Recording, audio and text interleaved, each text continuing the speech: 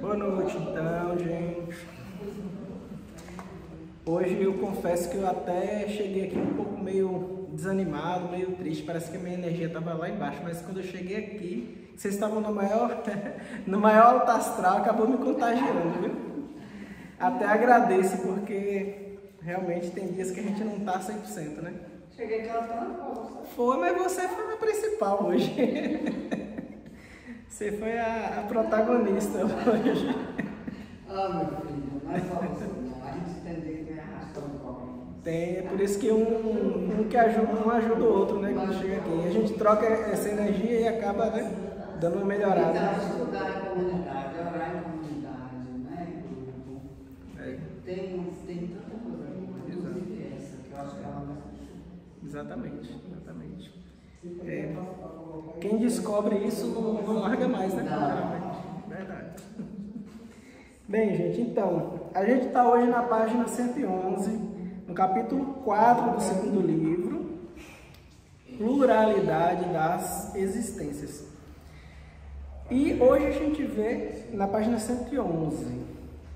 E hoje a gente vai estudar a reencarnação, as bases, o básico, tá? O básico do básico mesmo. Mas assim, por que eu estou falando isso? Porque essas perguntas aqui do Livro dos Espíritos, elas são introdutórias, tá? É para quem nunca ouviu falar em reencarnação, ou já ouviu falar, mas não faz a mínima ideia do que seja. Mas antes de entrar no tema, eu queria só dar uma explicaçãozinha sobre o título do capítulo, né? Que é Pluralidade das Existências. O que significa pluralidade? Essa palavra ela vem de plural, né? Que significa mais de um. Ou seja, as nossas existências aqui no planeta Terra, elas são diversas, são muitas. Então, o próprio significado de reencarnação, que é o subtítulo aí, o primeiro subtítulo, é justamente a vinda da nossa morada definitiva, que é o plano espiritual, aqui para a Terra várias vezes. Então, todas essas encarnações, ou seja, essas vindas para cá, onde a gente nasce, né, na concepção do óvulo com o espermatozoide, a gente se forma ali no ventre materno, a gente nasce para essa vida corpórea até o túmulo, seria uma existência carnal ou uma existência aqui na crosta terrestre, né? Porém, a nossa existência espiritual, ela é única, ela é contínua e eterna. Então, eu estou diferenciando isso porque às vezes a gente fala, né, que a nossa vida é eterna e às vezes a gente fala que nós temos várias vidas. Aí quem está meio de fora fica meio confuso, mas como é que a nossa vida é eterna se a gente tem várias? Então, é só para esclarecer que às vezes a gente usa a mesma palavra significando coisas diferentes, tá? Mas a palavra existência aqui, nesse contexto, a gente vai utilizar como encarnação. Bem, então vamos lá para 166. Vocês veem como as perguntas são mais simples, ó. A alma que não atingiu a perfeição durante a vida corpórea, como acaba de depurar-se? E a resposta é: submetendo-se à prova de uma nova existência. Tá vendo que ele está usando aí a palavra existência como encarnação? Então, a vida do espírito, a nossa vida definitiva, a nossa casa mesmo, é lá no plano espiritual. É lá que a gente surgiu e é lá que a gente vive a maior parte do tempo. Quando nós viemos para cá, para o planeta Terra, ou para qualquer planeta que seja, a gente vem passar uma temporada. E essa temporada a gente chama de encarnação ou existência corpórea, tá? Então, para que serve ela? Justamente para isso, para que a gente possa nos depurar, para que a gente possa nos melhorar, aprender. Aprendizado é a palavra-chave, né? Para a gente entender reencarnação. Eu diria que aprendizado e justiça também, né? Evolução. Exatamente. É porque a evolução eu estou colocando aí justamente como resultado do aprendizado, né? Mas é isso, né? Dá para a gente resumir em várias palavras. É uma grande oportunidade, né? Isso, exato. um conjunto, né, de oportunidades. Bem, dentro da 166, tem aí a 166A. Como ela realiza essa nova existência pela sua transformação como espírito, dá para ver que quem perguntou sem saber que, na verdade, essa nova existência é uma encarnação. Deu para ver aí que quem está perguntando não sabe exatamente qual é a resposta? Então, quem fez essa pergunta, como é que se realiza essa nova existência? É pela transformação do espírito, ou seja, o espírito está lá no mundo espiritual e ele se transforma, ou seja, ele se melhora lá, e isso é que ele está chamando de nova existência? E aí os espíritos respondem: ao se depurar, a alma sofre sem dúvida uma transformação, mas para isso necessita da prova da vida corpórea. Ou seja, nós precisamos encarnar. E aí, só para deixar claro, né, a gente usa basicamente 3 termos parecidos: encarnação, que é a vinda do espírito para a carne; reencarnação, que são as sucessivas vindas, né? Se você reencarnou, é porque você veio de novo, né? O re significa novamente. Então, se você encarnou, você veio para cá. Se você reencarnou, você está vindo novamente. E a gente usa muito também desencarnação, né? Às vezes a gente usa essa palavra, né? Desencarnou. Aí seria a volta, né? O espírito encarnado, o corpo físico dele morre, e aí ele, que é o espírito, retorna ao plano espiritual. Então, esses 3 termos é que a gente costuma usar, que são bem parecidos, né? Só para esclarecer. Então, deu para entender até agora?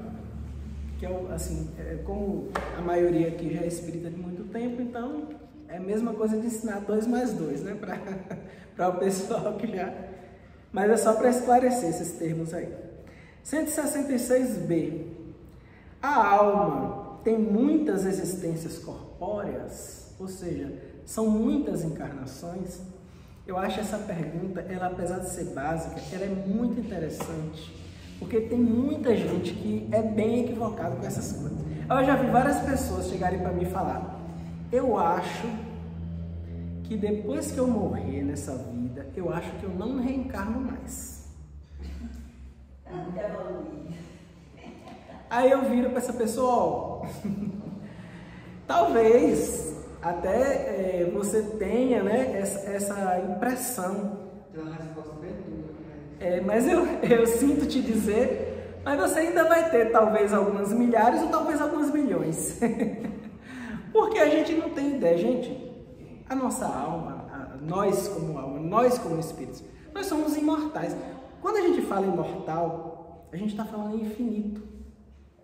Infinito é algo que nunca termina, nunca. Eu sei que é difícil da gente, para a nossa mente, para o nosso cérebro, é difícil a gente processar o significado da palavra nunca. É muito difícil. Por mais que você tente mentalizar o que é nunca, você vai chegar a um certo ponto que o seu cérebro trava. E de todo mundo, viu? Não é só o seu não, todo mundo trava, o meu também. Então, assim, as reencarnações, elas são muitas e muitas e muitas e muitas. Você já teve, a gente nem sabe quantas nós tivemos, muito provavelmente algumas centenas de milhares, e teremos mais, muito mais do que já tivemos. Esquece isso de você não vai mais reencarnar. Os espíritos extremamente puros, que estão lá do lado de Jesus governando o planeta, muitos deles voltam para outros corpos celestes, para outros planetas, para viverem vidas lá. São planetas extremamente avançados, evoluídos, passam temporadas lá, ou voltam para cá. Enfim, eles fazem transmigrações o tempo inteiro. Então nós não fazemos a mínima ideia do que é que vem depois dos planetas ditosos, dos planetas felizes. Com certeza tem mais coisa, tem infinitas coisas. Aí o que é que a gente estuda aqui? Que existem planetas que são primitivos, existem planetas de provas e expiação, nós estamos agora em um. Existem os planetas de regeneração, que a gente está indo para um agora, né? A gente está se transformando no planeta de regeneração. Existem os planetas felizes ou ditosos. Esses felizes ou ditosos pode dividir aí em centenas de milhares ou em milhões de tipos diferentes, cada um com uma evolução diferente. E aí, você vai encarnar uma vez só em cada um? Não vai. Vai encarnar várias vezes em cada um. Então, assim, o que é infinito, infinito. Se a evolução nossa é infinita, a gente vai aprender para sempre. Não esqueça esse negócio de eu não vou mais encarnar. Tá? Isso daí não tem o mínimo fundamento se a gente levar em consideração o que os espíritos falam. Tá? Existem alguns espíritos que não precisam mais encarnar. Existem. Tá? Porém, é essa encarnação que a gente conhece, no corpo físico, material e grosseiro, tá? Os espíritos vão falar aqui no livro, ó, tem espíritos que não precisam mais encarnar. É a encarnação que a gente conhece. E essa que a gente não conhece, que nem pode ser chamada de encarnação, porque o corpo não vai para uma carne, ele vive em espírito. Ele vai para um orbe, para um planeta, para um sistema que seja, ele vai viver em espírito, lá nem tem carne, nem pode chamar de encarnação. Então, essas outras experiências que o espírito passa, a gente não sabe, e inclusive a gente não entende nem direito as nossas. Para que a gente quer saber o que vai acontecer daqui a 1 bilhão de anos? Não tem como não. Então, esquece isso, tá? Vamos viver a nossa vida da melhor maneira possível, vamos tentar evoluir da melhor maneira possível, dentro das nossas condições. Porque para a gente estar mirando lá na frente, a gente tem que mirar em passos pequenos. É engraçado que na vida, na nossa vida cotidiana, também é assim. Se você tem um objetivo muito grande, ó, eu quero ser dono de uma rede de supermercado com 60 lojas. É um objetivo muito grande, porque eu não tenho nenhuma, né? Eu vou começar do zero e eu quero atingir 60 lojas. Se o meu objetivo é muito grande e eu ficar pensando nele lá na frente, eu nunca vou alcançar. O que a gente faz? A gente pega um objetivo grande e a gente divide ele em vários pequenininhos. Aí esse pequenininho é mais fácil de você alcançar. Aí depois que você alcançou esse pequenininho, você vai para outro pequenininho, depois para outro, depois para outro. Daqui a pouco você já está com uma loja. Mas você queria 60. Bom, eu já tenho uma, então o meu próximo objetivo agora vai ser 2. E assim você vai, até você chegar no objetivo final. Mas toda vez que você tiver um objetivo muito grande, que parece ser muito inalcançável, pode fazer isso, é um exercício. Você vai dividindo ele em vários pedacinhos e cumpre só aquele pedacinho. Tá? Faz o cálculo, porque vai que você não faz o cálculo direito e você divide em pedacinhos demais, aí você vai ter que viver 200 anos para alcançar o último, aí não vai dar certo, né? Mas as encarnações, a nossa evolução é assim. A gente tem que dividir os nossos objetivos em objetivos menores. Ah, eu quero ser puro, igual Jesus Cristo. Tá, beleza, você quer ser puro igual Jesus Cristo, tá certo. Mas de hoje para amanhã você vai conseguir alcançar isso? Na próxima encarnação vai? Daqui a 5 encarnações você vai conseguir? Então assim, divide, né? Faz assim, meu primeiro objetivo é arrumar meu quarto todo dia. Já tá bom. Né? Quando você conseguir esse daí. Depois que você conseguir esse daí, você vai para os próximos. Mas vamos lá, então. Vamos responder aqui a pergunta, né? Que eu falei e não respondi. A alma tem muitas existências corpóreas? Resposta: sim. Todos nós temos muitas existências. Os que dizem o contrário querem manter-vos na ignorância em que eles mesmos se encontram. Esse é o seu desejo. Ele não está falando aqui, gente, olha só.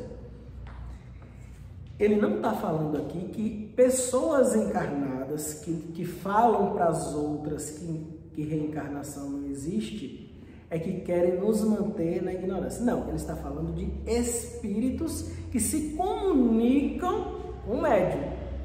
Tá? É porque muitas respostas aqui no livro dos espíritos, os espíritos estão se referindo a outros espíritos. Porque nessa época aqui, teve muita comunicação, muita. No mundo inteiro tinha comunicação. E tinha muitos espíritos que respondiam coisas que iam contradizer, né, esses espíritos aqui que participaram aqui do livro. Então, quando ele fala aqui, ó, muitos que dizem que reencarnação não existe, está querendo manter vocês na ignorância. Aí ele está falando de espíritos que estão se comunicando conosco, tá? 66C. Parece resultar desse princípio que após ter deixado o corpo, a alma toma outro. Dito de outra maneira, que ela se reencarna em novo corpo. É assim que se deve entender? E a resposta, sim, é evidente. Então, agora que o pesquisador está caindo na real, agora que está caindo na ficha dele, os espíritos estão falando que reencarnação existe. É isso mesmo? Aí o espírito responde, é isso mesmo. Agora que caiu a ficha. Deu para entender, gente, até agora? Tá tudo tranquilo? Então vamos para a próxima, né? 167. Qual é a finalidade da reencarnação? Será que os espíritos não poderiam simplesmente viver só no mundo espiritual? Para que vem para cá? Qual o objetivo disso, né? E aí, o que vocês acham?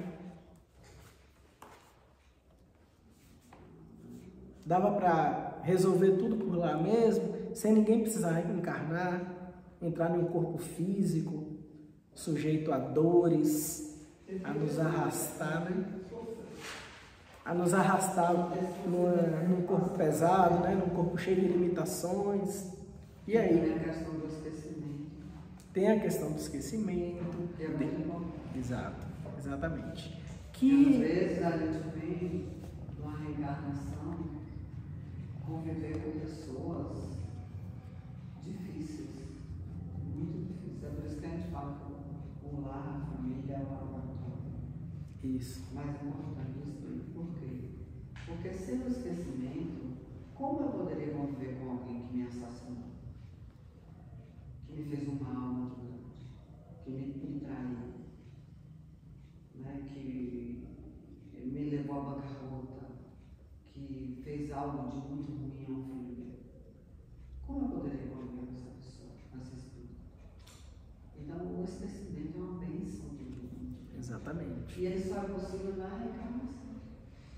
Quando nós estamos nesse corpo grosseiro, nós esquecemos o mal que nos foi feito e esquecemos o mal que fizemos. Porque quando convivemos com alguém muito difícil, provavelmente já fizemos essa pessoa sofrer. Isso. E é interessante também, gente, falar... Claro que tem outros objetivos, né? Tem, exatamente. Mas assim, eu diria que esse é um dos principais, né? Esse é um dos principais. E assim, é importante entender que a gente usa a palavra esquecimento porque a gente não tem outra mais perfeita.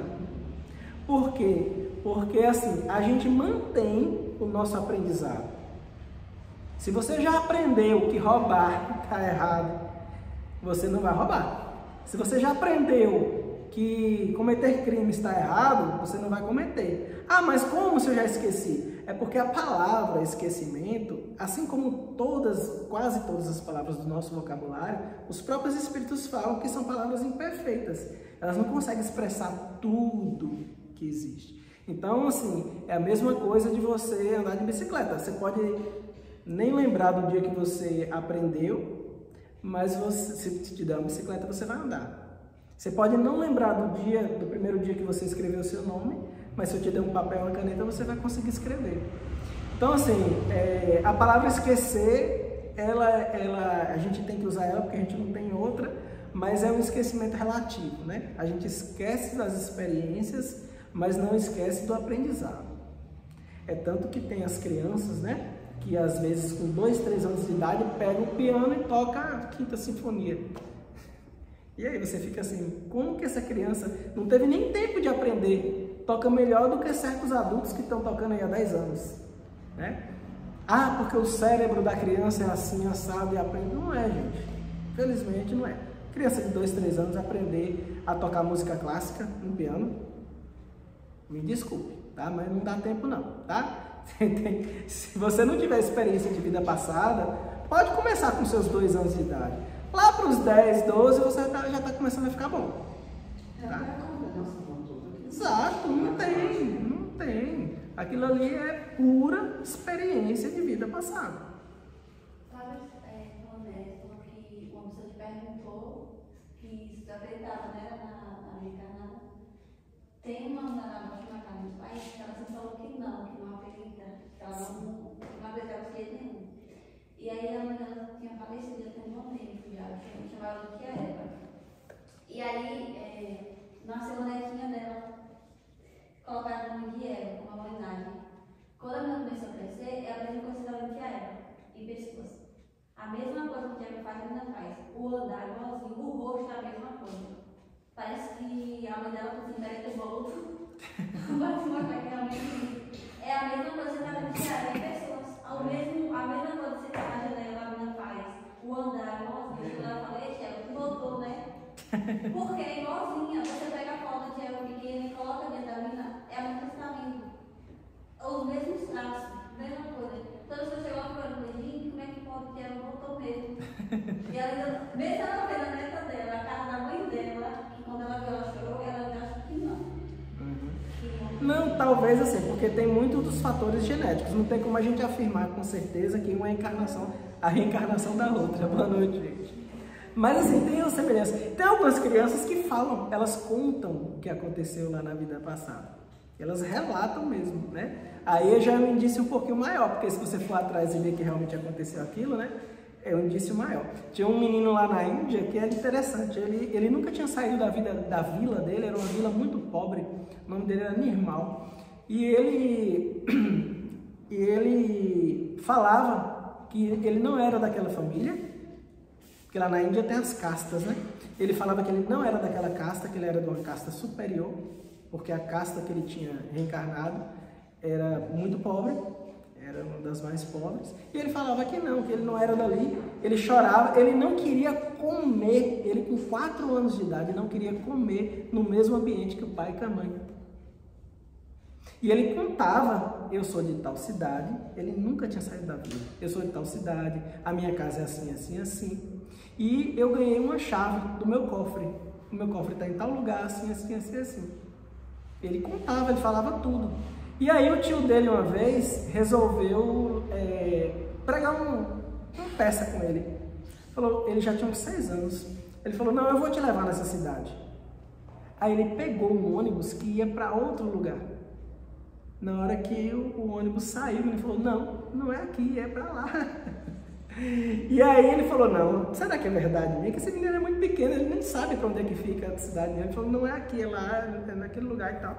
Aí ele foi, quando ele chegou lá, ele reconheceu a casa, ele reconheceu os irmãos dele da encarnação passada, que ainda estavam adolescentes, ele tinha morrido há poucos anos, né, na encarnação passada, e ele achou o cofre dele, só que ele não tinha mais a chave. Só que ele errou uma informação. Ele falou, não, o meu cofre é aqui, não é lá. Aí foi que um tio de lá da família falou, não, realmente, antigamente o cofre ficava aqui. Quando fulano morreu, ele deu até o nome dele na encarnação passada, até o nome ele deu. E realmente chegou lá, na família tinha morrido uma criança com esse nome, o cofre dela era realmente aquele, só que tinha mudado de lugar, porque tinha feito uma reforma na casa. Ele falou o nome de todo mundo que morava na casa antes de chegar na cidade. Quando chegou lá, ele falou, não, que é minha tia, que é minha irmã, que é não sei o que, não sei o que. Falou o nome de todo mundo. Brincadeira. E assim, tem livros com esses relatos, né? Mas aí quem não acredita vai dizer, o autor do livro inventou a história, né? Tem um estudo também nos Estados Unidos sobre isso. Eu vi no Netflix. Negócio de documentário. Tem várias pessoas que fazem. Um menino com uma situação do mesmo jeito. E aí o menino chorou, sei lá, uns 5 anos. Quando começou a conversar, 5 anos, 6 anos, falou que ele era de uma família. Assim, por que você chorou? Porque a morte dele foi um terrorista lá, um cara matou ele com 11 anos, parece, na outra vida. E aí os pais sofrendo, enfim. E ele viu lá no plano espiritual. Aí depois ele falou assim, agora só eu tenho que aceitar que vocês são meus novos pais. Mas eu gosto muito da minha ex-mãe, da minha outra mãe. Aí foram lá perguntar, só que os pais de cá era tipo evangélico, não aceitaram. Aí falou, mas eu não quero perder. Mas esse negócio é complicado. Estou vendo que era uma coisa. Viu que era foda, mas. Aí foram lá perguntar, mas não falou que tinha um ser, explicou, né? Tipo assim, um cientista foi lá na casa que ele falou, bateu, confirmou tudo, a mulher começou a chorar. Porque nem sabe quem foi que executou o menino. Foi tipo um cara na rua, ele brincando no abracinho. Pois é, tem muitos relatos assim que estão documentados, gente. Tem livros com... Tem um livro que eu li, inclusive essa história de Nirmal tá lá, que o nome do livro é 20 casos sugestivos de reencarnação. Se vocês quiserem, depois na internet tem. Esse livro é bem interessante. Inclusive tem 2 casos no Brasil, só que a maioria é na China, na Índia, né? Porque a Índia hoje é o país mais populoso do mundo, nessa época era um dos mais, acho que era o segundo. E não tem casos na China porque a China era fechada na época, né? Ninguém nem entrava lá. Mas tem esses casos indianos bastante interessantes. Bem, a gente está onde? 165. Isso, a resposta. Qual é a finalidade da reencarnação, né? Resposta: expiação, melhoramento progressivo da humanidade. Sem isso, onde estaria a justiça?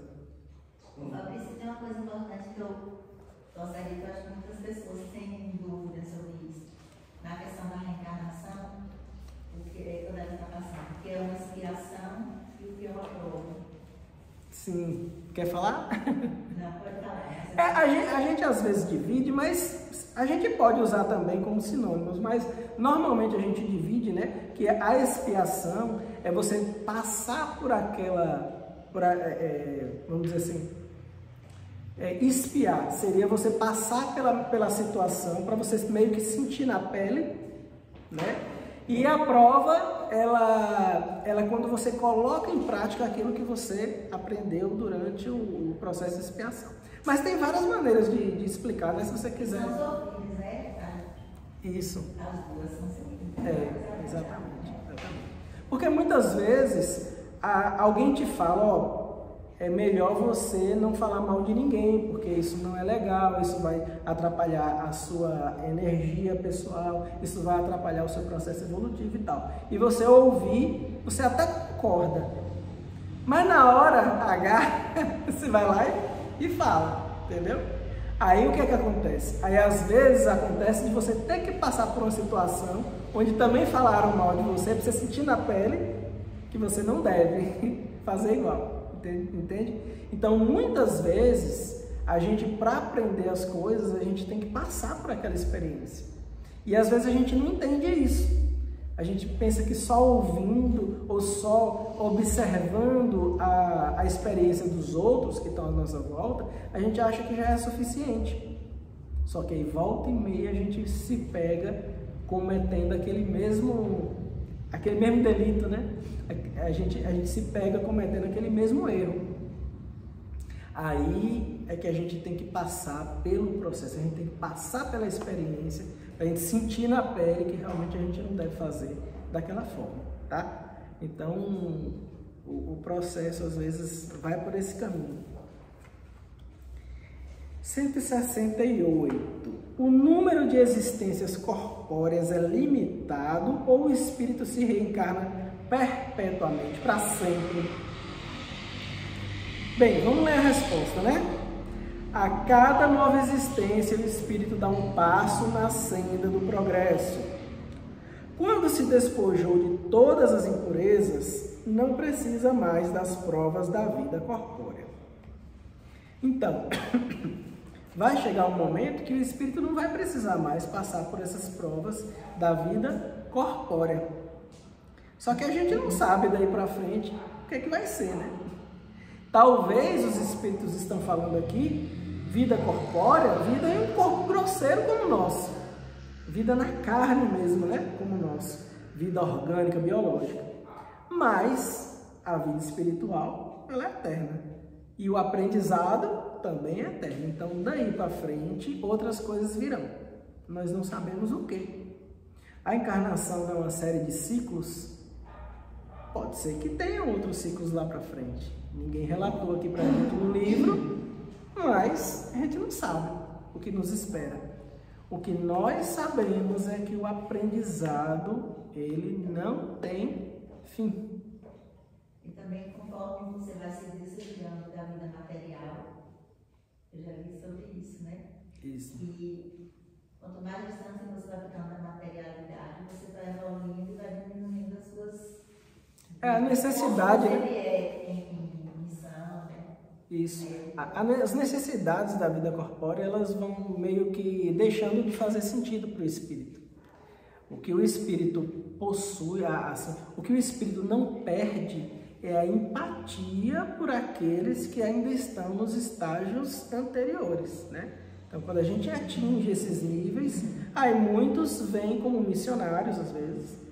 Ah, mas não precisa mais encarnar. Mas vem para cumprir alguma missão.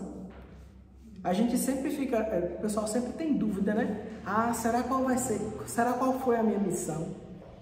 Será qual foi a missão que eu me comprometi antes de encarnar? Todo mundo se faz essa pergunta.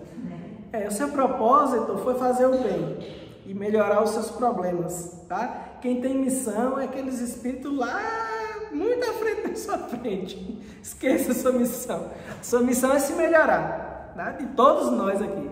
É nos melhorarmos e aparar as nossas arestas, né? Acabar com os probleminhas que nós temos, os nossos desvios de conduta, os nossos desvios de pensamento. É isso, tá? A missão de todo mundo é essa, tá? Quem tem missão propriamente dita é Jesus quando veio, né? São Tomás de Aquino, Santo Agostinho, esses aí, né? Chico Xavier, Divaldo Franco, esses aí tem missão, esses aí tem, esses aí já estão bem lá na frente, tá? Nossa missão é o dia a dia mesmo. Não se preocupem com o que vocês se comprometeram, não. É bem isso. Estamos no Mobral.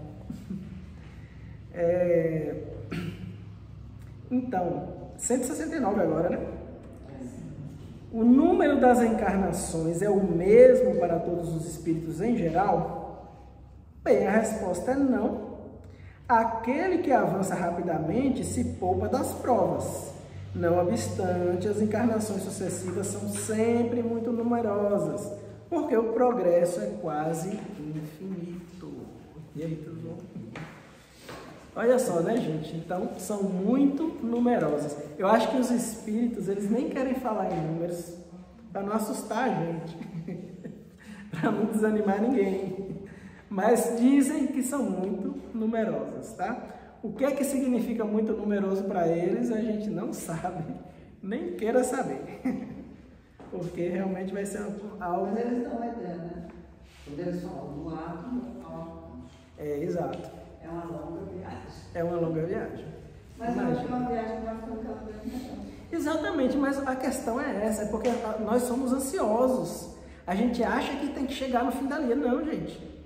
Não, a gente tem que curtir o processo, curtir a caminhada, né?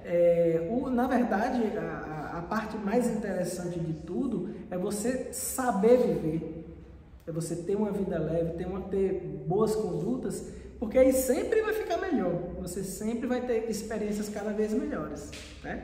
Basta olhar a humanidade, o que é que a humanidade vivia, sei lá, 4, 5 mil anos atrás e o que vive hoje.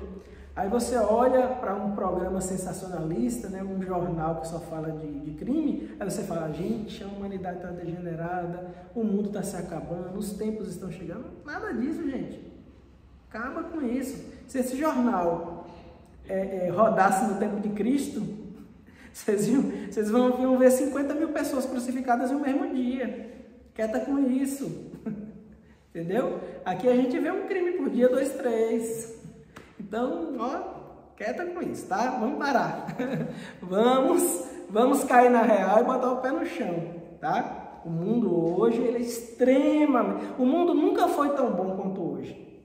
Ah, mas ainda se corta a cabeça de pessoas lá na Arábia Saudita. Sim, como sempre cortou. A diferença é que hoje corta uma por ano.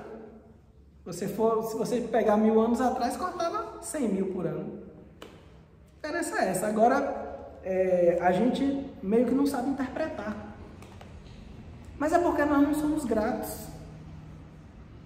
E às vezes não é nem porque a gente não é grato, é porque a gente não tem conhecimento, a gente não sabe, a gente não conhece a história, a gente não estuda, a gente não lê. Gente, a humanidade, a humanidade, 10 mil anos atrás, gente, pelo amor de Deus. Os vikings, né? Os bárbaros, imagine aí os hunos, né? Imagine você viver na Idade Média. A Idade Média ainda está bem perto da gente, né? Mas quando a gente vai voltando, as coisas eram uma barbárie. Você sabia que você tinha uma família, um filho, um marido, uma esposa. Mas você não sabia que ia ficar muito tempo com eles, não. Sabia, porque a qualquer momento alguém poderia invadir o seu vilarejo, sua cidade, matar o seu marido, estuprar as mulheres, escravizar as crianças. E isso era extremamente comum. Extremamente comum.